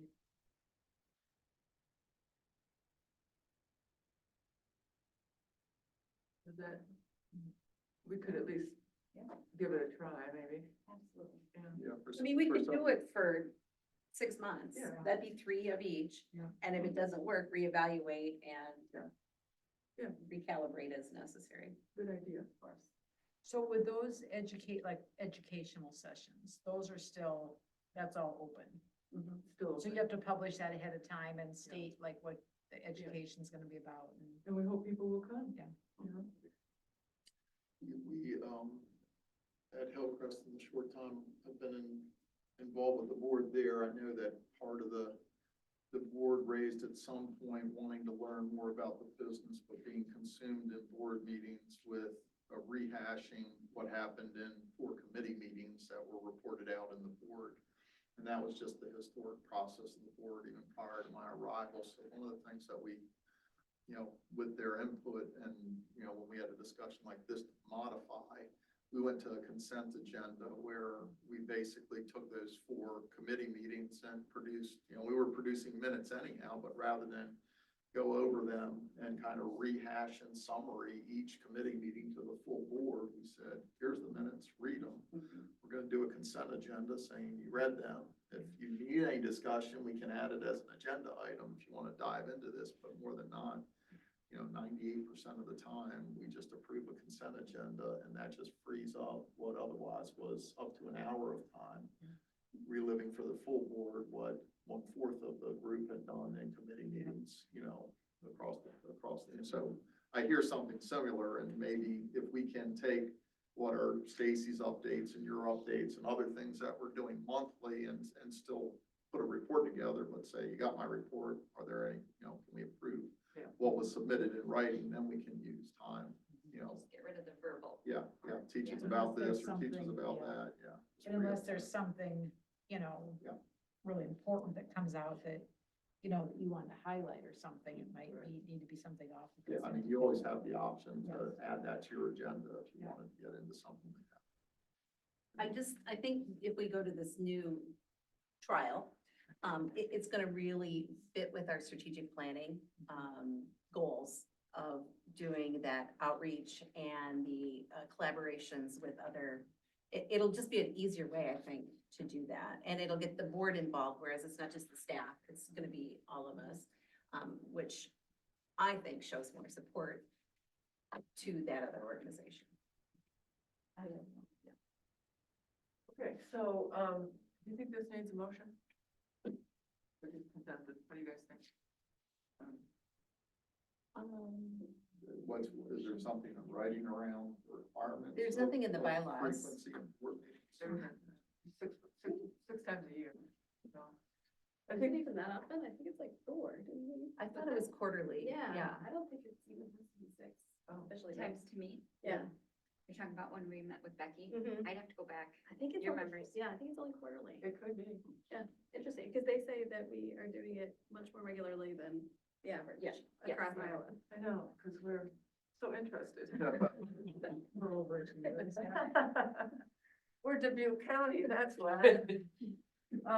Okay, so I think that's what we'll try. Now, next month, we're talking about having a work session concerning, studying the strategic plan before it gets adopted. So maybe that would, but we still have business to take care of next month too, the election of officers and stuff, so. So maybe February would be the first, inviting someone to do something Okay. as a program. And then we'll do every other month going forward. Okay, Yeah, because didn't we want to try and do a work session in June because of the Juneteenth? yeah, I think so. So that would work. Okay, so the next thing on the, response to public questions. I didn't really have any public questions I've had some, but I think the questioner might speak later tonight, so. Anybody else have any public questions that we need to answer? Okay, so then we have unfinished business. We're gonna have a report by Noah Doherty concerning the variance request update for 18405 Twin Springs Drive that we dealt with last month. So Noah? Yeah, I just wanted to provide a brief update. Last month, if you recall, we had a variance request where option A was a 60-foot variance, so they have one of the, 40 feet from the leach bed, and option B was a 40-foot variance, but almost, inaccessible. So, we decided to table that because there was a lack of information. Paired with Bailey and Adam not being here, we didn't really have what we needed. We followed up with Shaver, Eric Day from the DNR, ourselves and the homeowner. And they decided that with the well being so close, they'd have to use a special casting for the well. That would be rather expensive. So instead of doing that, they decided to move it onto another parcel owned by the same person that was nearly 120 feet away. So that met every setback that we needed. And the only thing we had to look at after that was if they could be on a different parcel. And we asked the zoning department and they determined that there would be no variance required and all setbacks from that. Great. Happy ending. Very So good. did they start digging? I think they're doing it either this week or next week. Pending good weather. Great. Thank you, Noah, for that update. I appreciate that. Next on our agenda is new business. Review the draft of the strategic plan, which will run from 2024 to 2027, and then discuss whether we'd like to kind of hold that over until January and have a work session to dive deep into it. So Who's read this and can report on it?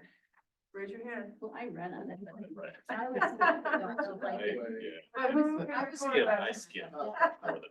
I was impressed with it because it said comprehensive data, analytic tools, and evidence-based decision-making were the first three things, and I was like, this is, I mean, this is really what we need to move forward with, a board like, and not just, move forward with the board in a systematic way. So I mean, I didn't read it word for word, but what I did read, I was impressed with the direction it's going. Yeah, good, thank you. Did you have a meeting this morning with, the consultants? I checked in with them. I thought it might be best to wait until after the board had a chance to look at it and at least provide some feedback, if there was anything glaring. And then I will meet with them. I don't know if it will be before. I would probably prefer it to be after a work session, should would that be the yeah. route you go. I wonder if they would attend our work session. I wonder if that would be helpful to have them virtually, if they would do it. I can ask, Yeah. certainly. And then I was wondering, if we do that, are there any other community members that we should invite? well, Mary Rose for sure, because it was mentioned several times about we need to work that partnership out between the city and the county, or we gotta get some kind of understanding and, structure. What do you think about the supervisors? You think we should invite them?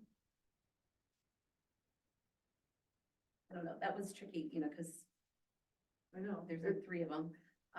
They can't, they probably So- couldn't. I don't know if they could all three attend, but I was just wondering if, including them would give them greater understanding of what we're up to, maybe. That was a thought I had. What do you mean, just including them as the liaison? Yes. Or just Anne, because she's our liaison, that's a good idea too. She's responsible to make sure that she represents back to the other two Yeah. board supervisors, what it is that. So I think we have a consensus to invite Supervisor McDonough and Mary Rose. I don't, Hamburger. Emergency was mentioned in there as well. I don't know, I'm just throwing out Yeah. some of the things that stood out to me, partnerships that we want to, strengthen. I don't know, but I don't know, yeah. I don't want it to get too big, Right. so. Well, and, that's another thing, if we do these work sessions, those could be our work sessions, as a dedicated Yeah. meeting with that group. Yeah, because we're gonna, because we want to build those partnerships, absolutely, so. Okay, I did participate, I think, in all of the sessions with the consultant and, consultants, and they were a joy to work with, I have to tell you. It was fun. I've gone through this before with other organizations, and it was tedious and not fun, and this was fun.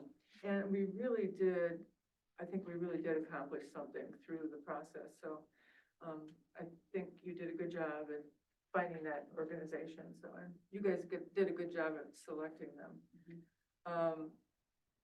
Okay, any other comments, just off the top of your heads about the strategic plan so far? Ed, maybe, Ed Rayburn, you put him down. The Enneagram. I've done that, I've done one, they're fun, they're interesting, and actually, just a little side note, I think it was David that I was talking to, right? David and Wes, is that right?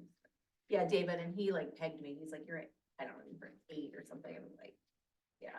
So anyway, they are interesting and they are, I mean, you can, if you dig into them, but on the other hand, I don't think that's like the top priority is doing those where it was written down as kind of a top priority.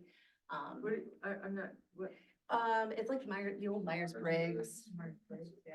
Personality profile. oh, and that's in here? So Oh, I if, didn't- if I could explain a little bit, I did ask that it be included. So, one of the state trainings Oh, that I you did? attended. Okay, well, if Yes. it's coming from you, then I just thought they were putting that in there, because I know they really dig it.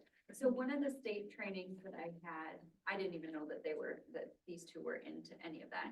We did we did the Enneagram and it was very insightful. And it identifies, you know, ways, ways that you can work together, things that you might avoid, those sorts of things. And as we talked about building a culture in our workplace, knowing that that was a tool that we had in our pocket because the state is now allowing us to utilize that, I believe, free of charge, in our departments. Okay. So I thought it would be something that would be beneficial to help build our culture. And the more, you're looking at more within your department. Correct. Yeah. Yes. And you are an 8, you said? I don't know, I can't remember. I actually, I was like, I don't know, David, he pegged me. And so then I had to look up mine, and I was like, you were right. Was you right? Yeah, he was. And then I was I like, know Ally said hers was pegged too, and you get emails or I something do. every day, and they know more about you than you know about They you. do. Yeah. It's pretty insightful. They're like, yeah.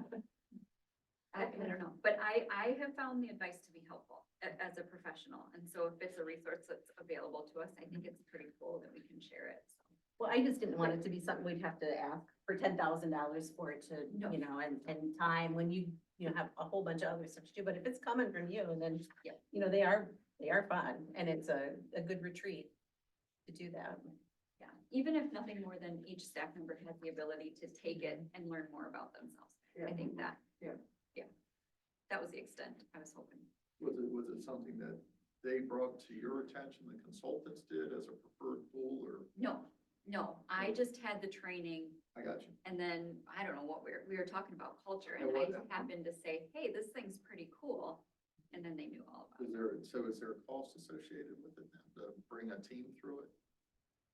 Not because of the state initiative. Well, we can utilize state grant funding to implement it. I was, you know, there are so many of those, like Myers-Briggs is, you know, slightly different use case, but, DISC and, we use something, called the Right Tab. And they're for really team building, right? So you understand what your team comprised of in terms of personality types and, you know, what make them tick and how do they move into strengths? How do they avoid certain things? Similar, very similar to the Enneagram, but those are about $100 to have somebody take the test online and get the pretty intensive result. It's resonating with you because you're informing it, right? You're giving it the information. It's giving you back what you said to you in a structured way that tells you who you told them it was. Yeah. And you're going, hey, it sounds like me. I think, looking forward also, I think at some point, once we do approve a plan, we finalize it and approve it, I think there'll need to be a presentation probably to the supervisors, so just thinking about that in the future. Would someone make a motion that we, take this, strategic plan and assign it to a work session in January? So moved. Is there a second? We moved and seconded that we basically table this, and so we can have more time to review it and come up with our ideas and modifications if necessary. So it's been moved and seconded. Is there any further discussion? Just have it in the minutes that the consultants will be contacted to, invited to attend. Yes, thank you, Amy. That's good. Okay, so no further discussion. We'll have a vote. All those in favor of tabling this until January, say aye. Aye. Those opposed, hearing no opposition, that's what we'll do. Thank you. Next, we have board communication and reports, and I know, Amy, you have a couple of things you'd like to talk about to inform the board of. Well, the first one is the Meals on Wheels, and I have a contact who's a little concerned because she's heard that Meals on Wheels is out of money in the state and that meals are not going to be hot served, they're gonna be frozen, and so a person will have a frozen food delivered to them and will have to warm it up themselves.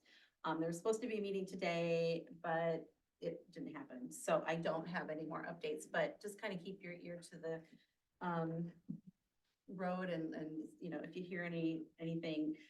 Meals on Wheels serves a very vulnerable population, and most of all, the people that are being served, it's not so much the meals, it's the friendship and camaraderie that happens as a result of those meals being delivered. So I do kind of worry if a week's or a month's worth of meals are dropped off and then they don't have that contact like they did before. My second one is radon testing and mitigation grants. And I have another contact who just started a job with, let me look it up so I get it right. Limestone Bluffs, RC&D. And our C&D stands for Resource Conservation and Development. And they have a multi-county input. Anyway, she actually came to me and said, hey, I just started this job. She doesn't have an email yet, but I will give it to you, Noah and Allie, when I get that and her contact information. But she just started, and with the holidays, things are slower than she wishes they would be. But she's gonna put some feelers out and see if there's any radon grants that we can maybe apply for, because I know that's a concern that Sandra has. And I know Dubuque County has some pretty high radon levels, and I think radon is pretty much the #1 cause of lung cancer among non-smokers. I think that's the right I think in Iowa. terminology for it. Yes, no? I don't know the statistics, but yes, definitely a contributing factor, so. So anyway, so it's a concern, and levels are high, and I know prices have come down in radon mitigation, but if you are a struggling person, you know, if it's between food and radon, you're gonna push that radon back because you need food to eat, and, you know, lung cancer, that can wait 10 years, and then I'll deal with it. But I wanna help people deal with it now, plus get their food, so, Yeah. that's something that we'll be talking about. I think, yes, I think if there are grants available for that, it's something really needed in this county, so I appreciate your work. I don't know that there are, but we're looking. I bet there are. I bet there are, because it's a problem here in the state, so. Okay, well, thank you, Amy. Any other board members like to, say anything tonight? Do we have any control over Meals on Wheels or anything, or is that just a state problem? It's just a problem that, if it's going to be a problem that maybe we can step in and help, we don't have any control over them, but.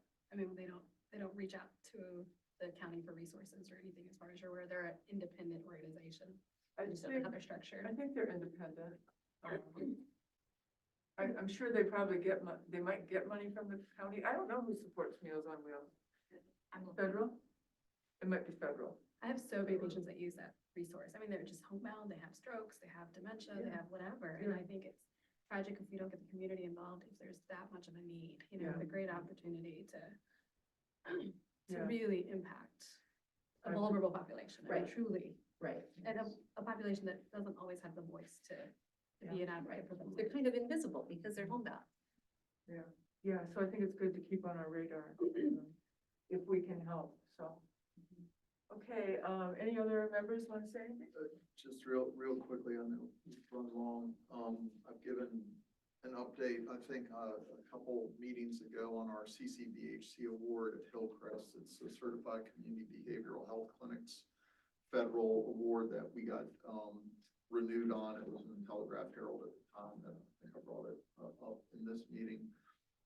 Just as an update, the state had also recently gone through a RFP process for mental health providers across the state for a state level CCBHC program. The state of Iowa is they're going through conducting a study now with federal funding to determine whether or not they'll pursue, and they are pursuing approval with the feds to be one of multiple states throughout the country that are running CCBHC initiatives. So Hillcrest was not, we put in a proposal to cover 3 counties, Jackson, Clinton, and Dubuque County, and we were not one of the ones chosen by the state at this time.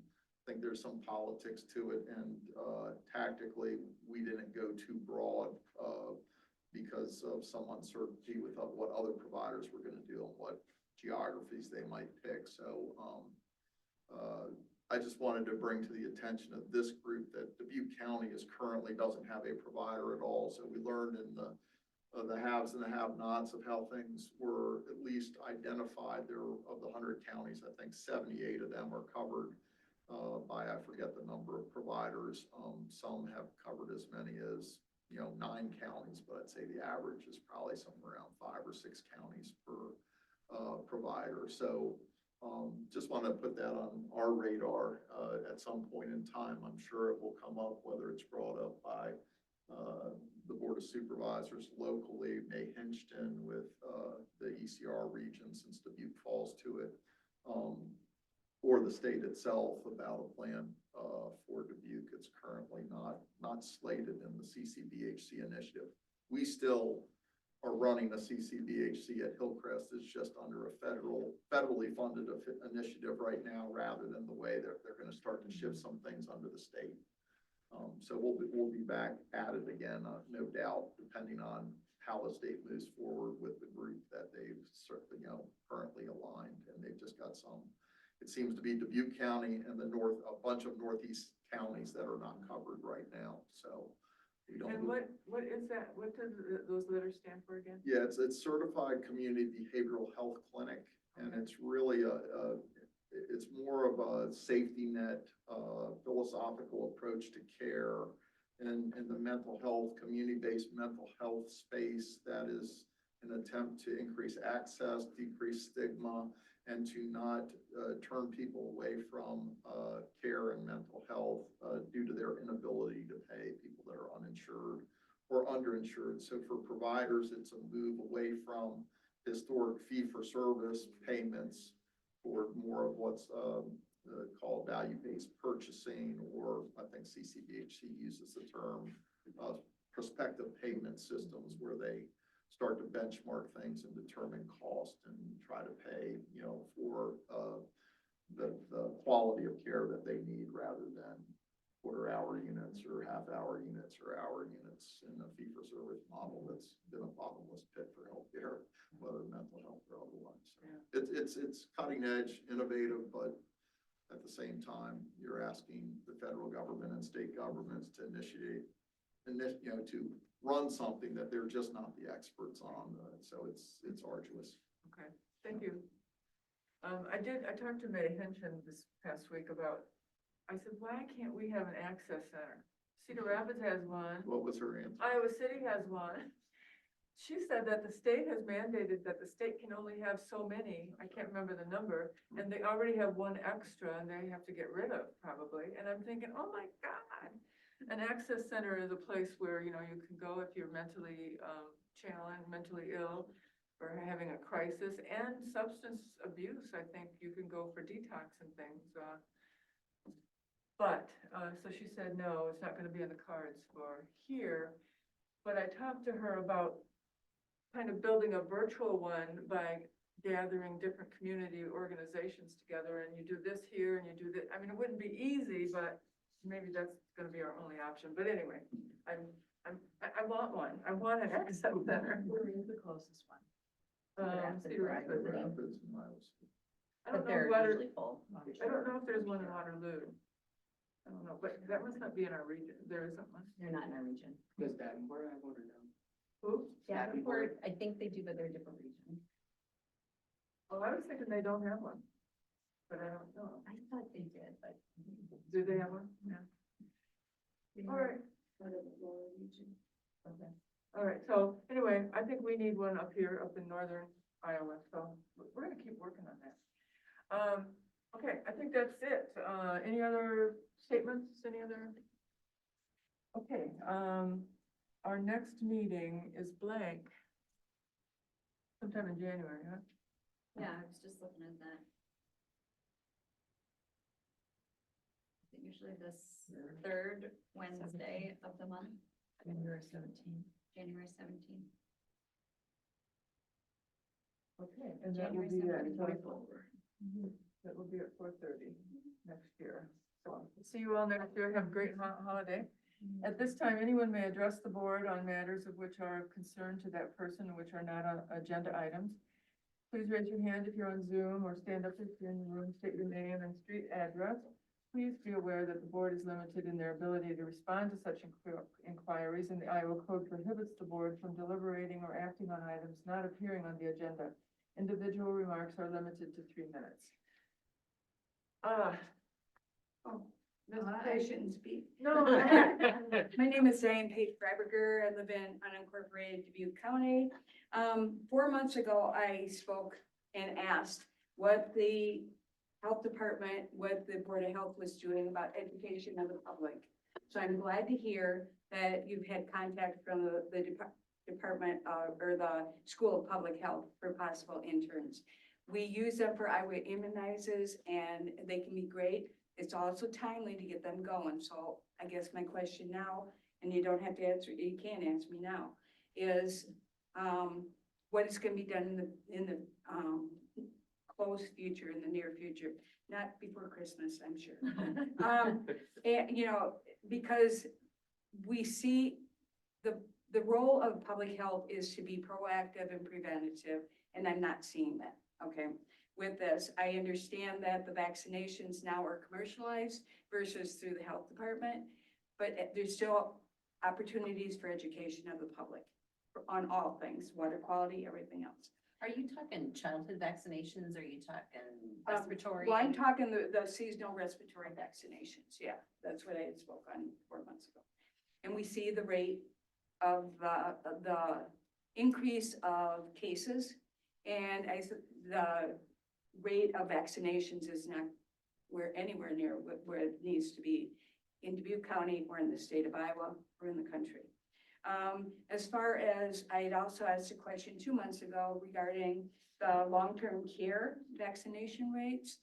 And I guess that was under my understanding that the long-term care facilities would be contacted to find out among their residents and among their employees, how many are vaccinated for the seasonal respiratory viruses and specific to COVID, RSV, in the influenza in those areas. I know from the state data that the influenza vaccinations seem to be right up where it's been other years in the long-term care facilities, but that is not all of the respiratory, and that also could be increased better. Thank you very much. And Adam, I hope to see you next month too. I think tonight was one example of why you need him at the table. Exactly.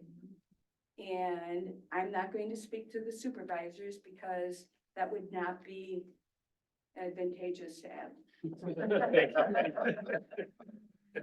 Thank you, Diane. So on that note, I will send out, I revised, I sent you a draft. I'll send out the letter I sent to each of the 3 supervisors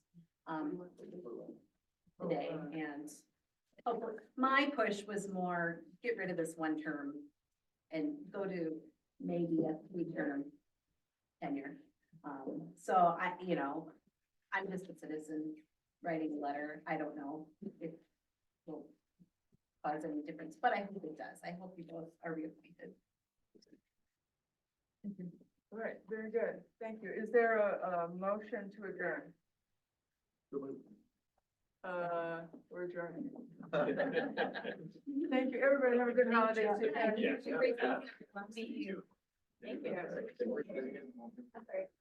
Picture somebody sitting. When I was sitting tomorrow,